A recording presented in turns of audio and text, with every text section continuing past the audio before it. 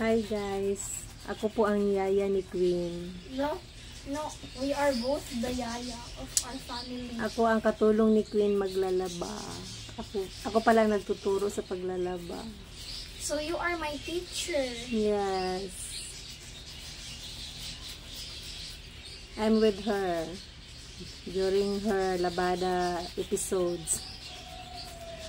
Wait lang ha. Hi guys. This is Queen's mom doing the labada.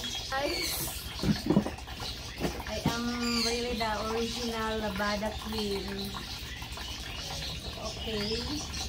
And I am just teaching Queen how to do it by herself. So that she will know how to wash her clothes. Do you also do the laba? With your clothes, guys? I love hand washing. I don't do washing machine because it will ruin my dress. I don't like doing it using washing machine. Mga pwede lang pang bahay, washing machine.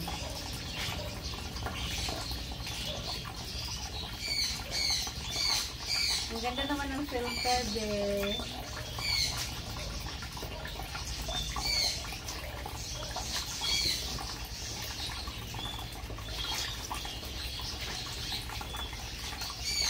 Pagpintuhan tayo na kaya habang tayo magkantahan tayo habang nilalaba tayo.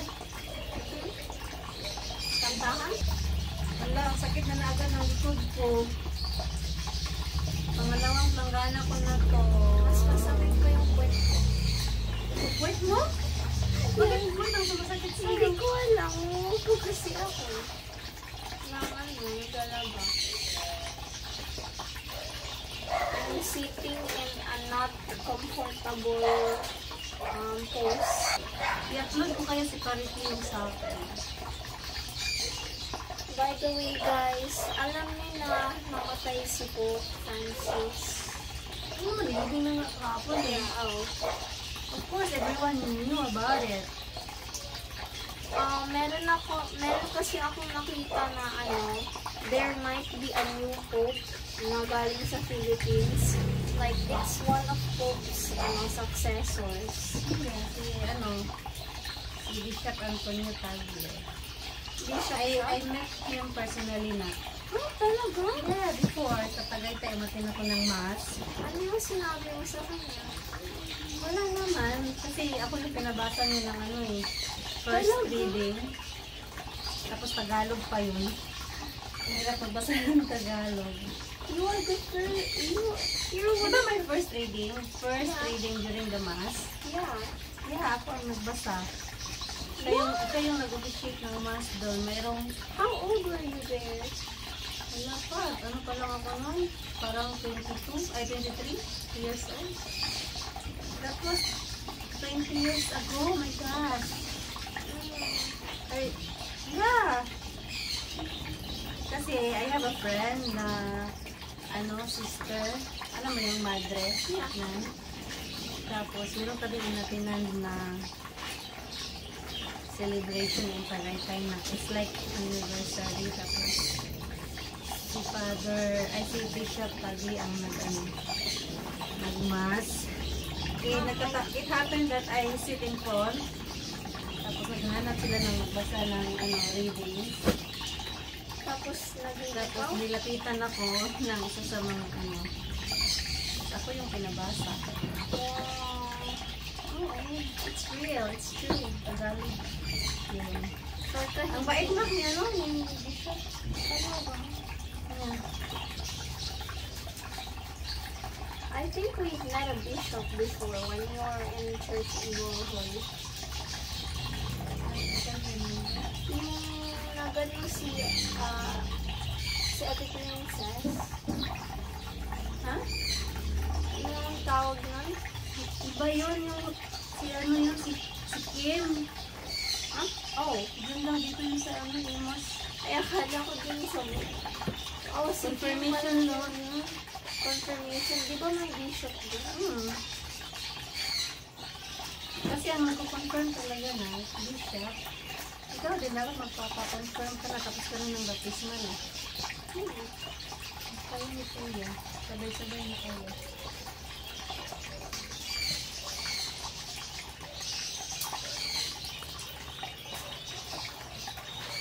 Ilang washing my clothes. Sa totoo lang. Masakit sa likod pero convenient naman. Especially yung mga white. Yes, kasi ang isa para sa akin ang pants. Look, you should learn how to do it talaga. Kasi paano gusto ng ganyan. It's quite easy. Na, pag naglaba ka ng pants yung dulo, yung pinakadulo, yung bandang fit. Yan. Bandang pula. Lahat, pero mo na yun. Kasi hindi mo madudumi. Yan. Yung sinuot ko sa graduation ni Kuya. I can't.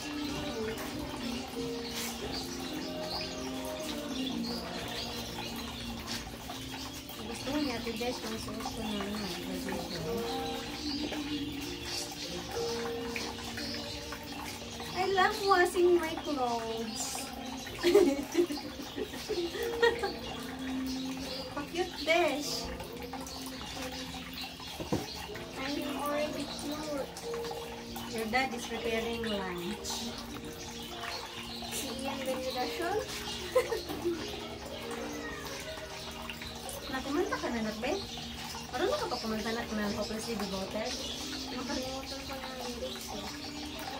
Hopelessly devoted. Practice ka na lang kanta na. Para ito na mayroon kapakanta sa'yo. Mayroon kang at least one song. Pagkasin mo naman yung torete. Ano gusto mo pakisin ba? Ganun ka ng Tagalog na kanta. Ha? Practice ka ng Tagalog din na kanta.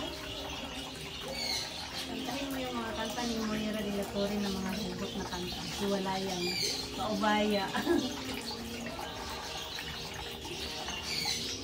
Yung team song ng paubaya yan. Yung team song ng Katniel.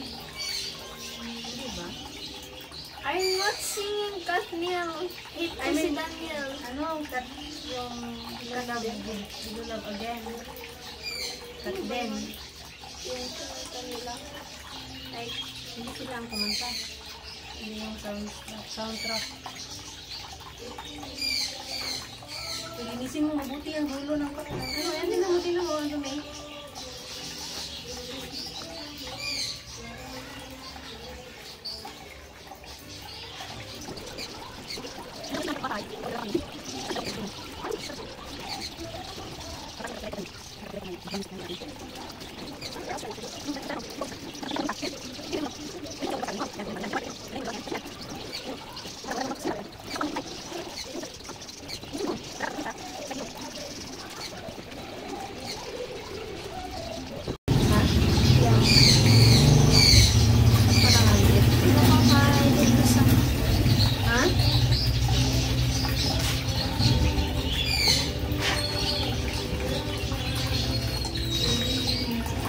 Original na bigistan mo to. I feel like, mas better pa yung kesa sa kasi I'm unable to sing the, high note part. Without, yeah. Gusto ko yung mga lower tone na, kanta. Kaya kantahin mo yung torete na. Ano lang yan, middle lang yun. Walang birit. Yeah, but I kind of prefer lower because, Kaya nga, hindi yan, walang birit yun. Kantahin mo yung mga kanta ni Moira Nak, walang birit yun. I've heard some of her songs have this song. May birit? Ano ba yun? Meron na tayo. Mga kanta ni Sarah Geronimo, di ba? Mga birit. Yeah.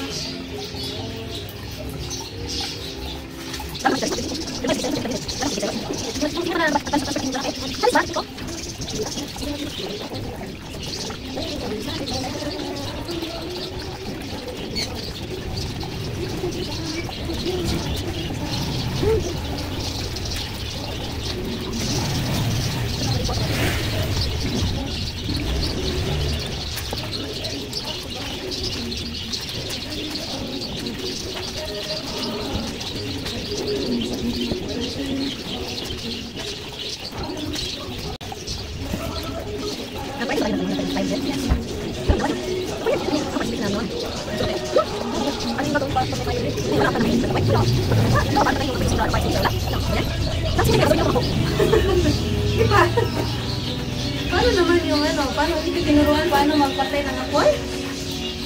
Yung teachers na bahala doon. Look! Hindi nila tinuruan.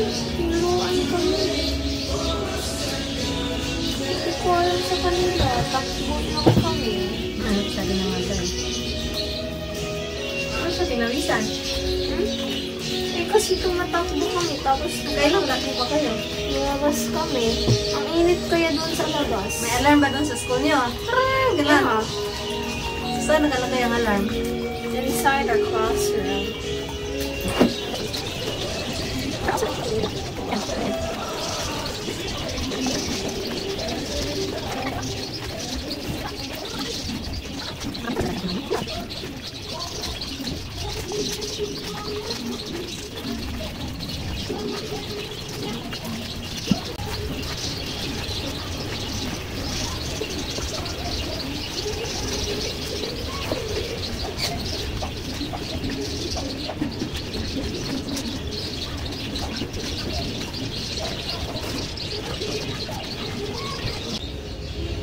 Dala talaga yung kabaitan natin.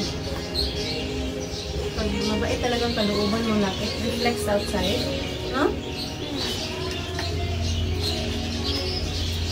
Hala, tapos nandun pala sa video ko.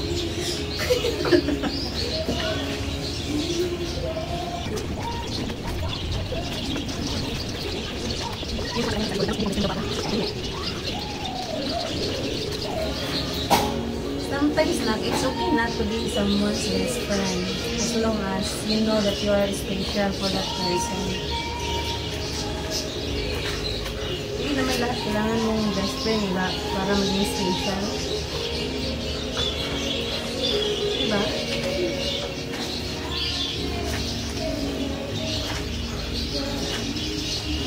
Si Crush, special. Hindi mo naman friend. Ouch, that really hurts. No? Ka nakahard ang... Kasi sabi mo hindi friend. Oo. Bakit? Friend pa kami ni Ian Generation.